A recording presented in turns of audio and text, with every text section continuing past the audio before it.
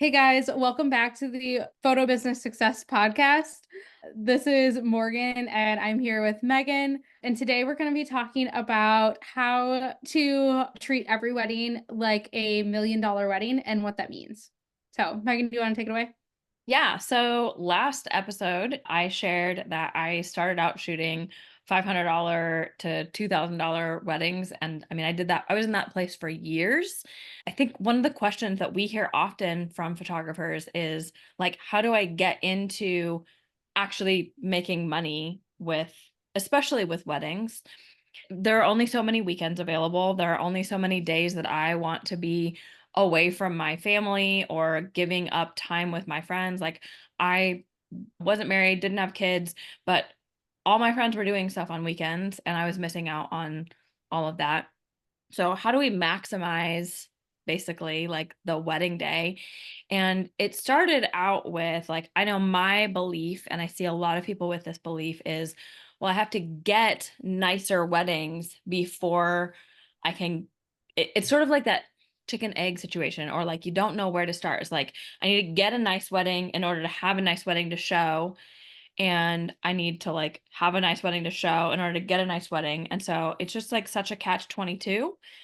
And again, I'm going to credit Jasmine Star here because I read this great blog post from her. I think it was at the towards the end of 2011.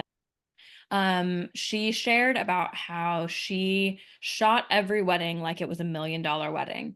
And I had a wedding, I think my next wedding was maybe 2 weeks away. And I actually had two weddings that year I had one in December and one in January, which are, off months basically anywhere you live, but also in California.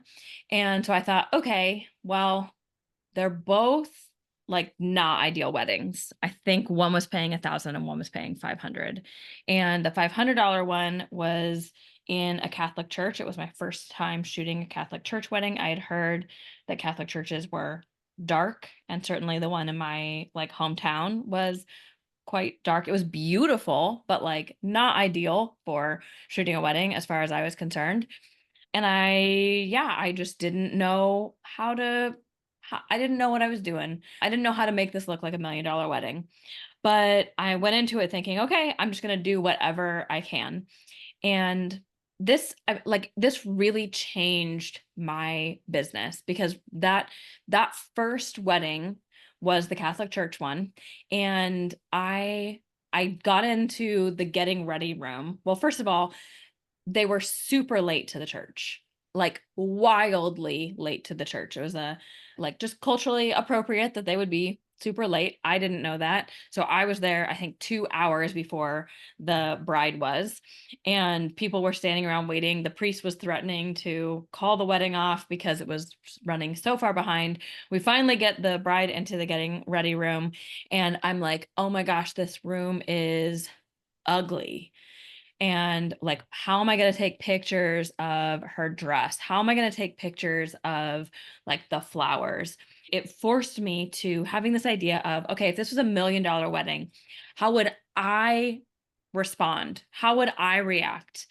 And it was a huge shift for me from the external into the internal. Not what am I given, but what can I do with it? And the point that Jasmine Star had made was, if you can make that wedding look that good, people are going to be blown away. And sure enough, that was exactly what happened. So I got that couple their photos, I think 5 days later. I always had a quick turnaround time. I got that couple their photos 5 days later, and I knew a ton of the bride's family. I had shot, I think, like her cousin's son's 1 year birthday party, and they were just like, oh my gosh, like we can't believe that you did this. Like they were all there. They were all there in that dark church. They were all there seeing the same getting ready room that I was dreading. They were all there seeing the lackluster landscaping. They were all there at the restaurant that was not in a good part of town, not known for good food, not known for good light, not known for anything. And and so when they saw what I could do with, and what I did do with probably like with a if I had to guess, like the total wedding budget was maybe $4,000 to $5,000. They saw what I did with that, and then I became trusted in that circle. And then the next wedding that I had a couple weeks later it was a beach wedding, but it was not a there's in California anyone can have a beach wedding, okay? So like don't be impressed. And like it was at a real dingy women's club, and the ceilings were low, everything was dark.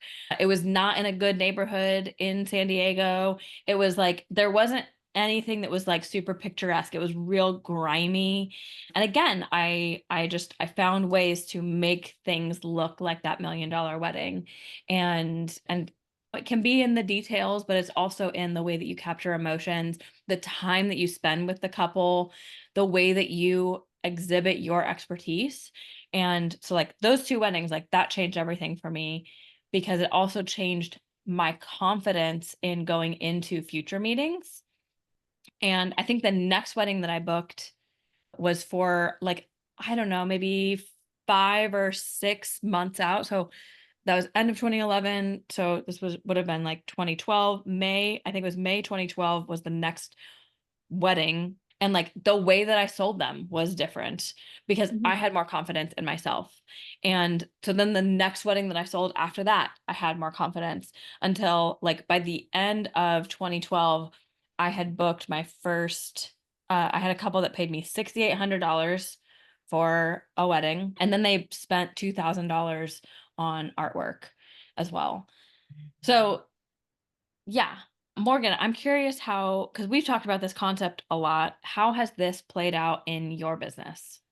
Yeah, so by the time I met Megan and like had heard this, I was past the like $1,000, $2,000 weddings. I'm booking $4,000 weddings, but I was starting to dread these weddings that were in like barns or dark spaces or like I like some country like there's a specific country club back home that I like dread the getting ready room every time, especially for the boys. And I remember the first time you told me this to like, you should be humbled that these people spent this money on you because they didn't have to.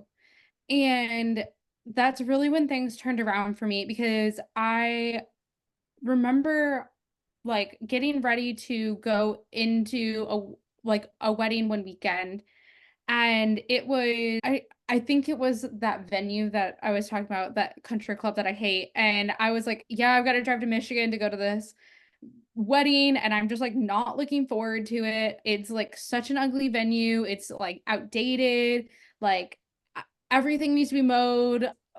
I don't even know why they consider this the men's locker room because there's nothing here, like, it's so bad. And I remember you saying, like, "How much did they spend with you?" I'm like, "They spent, like, $4,000." Okay, they've put out a big portion of their budget for you. You know how much that venue costs, like, it's not a lot. So, you should be thankful that they're putting that money towards you and that they value the photos. So, don't go into it thinking that, that you're so disappointed that you're shooting here rather than someplace else. Go into it with the same enthusiasm you would be going to shoot your favorite venue. And so that's really when things turned around for me for that. What actually brought this topic up was a few weeks ago. Megan was driving from California and I was driving back home from East Tennessee. So it was like I was in like a 3.5 hour drive. We both had like 3 hours left of our drive. And I was like, okay, like I'm gonna call you when I get out of here so we can stay awake to be on the road. And you asked me, like, okay, like, how was the wedding? And I was like, okay, the venue was really not great, but like, I always leave these weddings being humbled because I know that they have spent the last 18 months paying me monthly in order for me to be there to photograph their wedding. And and you're like, Morgan, like, thank you for remembering that because it's it changed the way I approached the wedding day because I knew that, like, they had spent so much on me, and they didn't have that big of a budget. Like I talked to the groom's mom when like at the end of the night and she's like, "Yeah, I didn't love this venue. I'm going to be leaving a bad review, but like thank you for like showing up and doing everything that you did. Like you didn't step on toes. You were great. Like thank you for respecting like boundaries and thank you for showing up for them the way you did." But And you brought them a gift. I did. So they're due in December with their first baby. And so I brought them a gift of like my favorite baby things that I have for my daughter because I knew that they're a young couple. They're like 21, maybe. Like they're super, super young. And I was like, I can just do this little something for them. Like I'm in a better place and I can do this like little thing for them to show them how much I care for them and how much I am appreciative of them allowing me to capture their day. And so I But can did I that. point out, sorry, I got to point something out because clients they get gifts when they book with you. Right. Like everybody gets, and I'm not going to say like what it is. We can talk about that maybe another time, but like they get a gift when they book with you. Mhm. But like this was a completely Separate. like this isn't something that you budgeted for. This wasn't something that like you had that like there's like a lot of there's no strategy behind it. Like it's not a strategy move. It's like a No. human to human, like you care about them move. And it's this kind of thing that like I think a lot of photographers have this idea that like when they're booking $10,000 weddings, then they can do spur of the moment things like that. Then they can treat the couples above and beyond. But this is not that situation. Like you went above and beyond for a couple that you knew not only were they one of the couples, did they have less than your normal couples, Mhm. but you know that they're not going to be able to spend as much with you in the post sales process. Like you're not doing it because you expect anything in return. It's not transactional. No. It is that person to person caring about them Mhm. experience. Yeah, and it's almost like a thank you for trusting me. And I was like one of the first people that he told that they were pregnant. And I remember like getting the text from the bride and be like, "Hey, I have exciting news. Like promise this isn't going to change anything about the wedding day." I'm like, "I'm not worried. Tell me like what's going on." So you know, like I said, they aren't my highest paying client but they are a decently paying client. And I mean, when she texted me about that, like about she's pregnant, I was like, "How are you feeling?" She's like, "I am horrible. Morning sickness is not fun." And I gave her all of my tricks that I had from when I was pregnant and was just there as like an ear for her if she needed anything too. And I was that throughout the entire process too. Most of our brides have never planned a wedding. And so if you can be that like shoulder to lean on, it's even better and they're going to refer you even more. And it's not about again, not trying to get anything out of them, but it's just about being that friendly face for them, especially if they don't have a support system, which was the case in this for this wedding. Yeah. So yeah, I don't know if we have any more thoughts to add. I feel like the like in summary, I feel like at least shooting $1 million wedding or shooting it like it's $1 million wedding is about how you think about it, how you choose to act.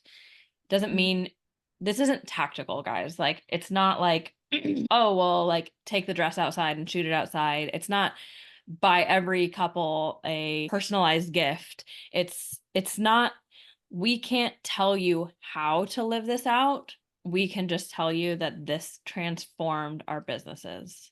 Absolutely. And I think it comes down more to mindset than Mm-hmm. anything else because I we see all of these photographers complaining about the dark barns and the country clubs Mm-hmm. and the Or like backyard. baby's breath bouquets Yeah, or yeah. yeah. Or the solo flowers now. And like, yeah, they might not be the most beautiful, but like that's what this couple chose. Mm-hmm. And whether it's because that's what they like or that's what they could afford. That's what they chose for their wedding day. And it's our job to make it as beautiful as possible. And to respect that. Like, I think something, this is sort of a tangent. I thought we were going to wrap up, but I just want to say this is like, we spend so much time photographing weddings and we want them to be beautiful. And so we appreciate when, for ourselves, when couples spend a lot of money and make it visually appealing because that's good for us. And it But makes our like, jobs easier. but what if, right, it makes it easier, it makes it easier on the day of, it makes it easier to get clients from it, or so we think. But like, I'm divorced. I spent about $55,000 on a wedding to someone who was like not a great human being. Like, turned out within 7 months to show his true character as not someone I could spend the rest of my life with. And I spent $55,000 on that, and that will dramatically impact my wedding when I find my actual person. Not because I think a wedding day isn't important, not because I won't have the money, but because I realize now how ephemeral that is, and that like I don't care about I cared about the way that my first wedding looked because I was a wedding photographer. But in actuality, like, what I care about for my real wedding is that people have a great time and that we get married. Like, those two things, like, not in that order, by the way, that we get married and that people have a great time. And I just like, I don't think that we always keep that right frame of mind about like, what is this about? And that was something I always used to tell my clients is like, things are going to go wrong. We're going to do our best. Me and your vendor team are going to do our absolute best to make sure that they're not noticeable. They're not things that you ever need to know about, or that like you don't have to stress about them, even if you do know about them. Regardless, when things go wrong, just remember the goal of today is that you walk out of here married. And I think that as photographers, it's so easy for us to lose sight of what the real purpose of the wedding is. And it's like that, that, that they get married. There might be secondary goals, but that's the primary goal. Absolutely. Well, I think that's it for our second episode.